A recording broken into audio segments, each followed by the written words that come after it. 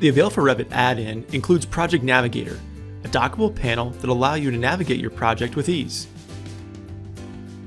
With Project Navigator, you have the ability to search your project, filter your results, and load items directly from the add-in. In this example, I'm going to filter by families and search for the word door. Once I've found the family that I'm looking for, I'll see the types and even the instances within the project.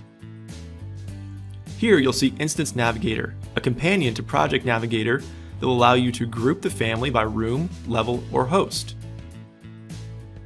You'll also have an option to jump to that specific item wherever it is in the project.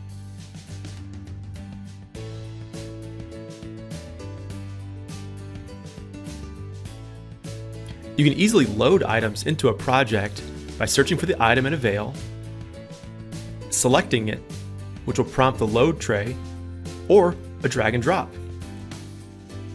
Whether you select types and parameters from the loading tray, or simply drag and drop the content from the desktop, AVAIL will load the Types menu, so you can select the type to load and place directly into the project.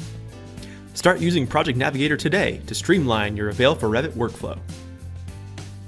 Thanks for watching.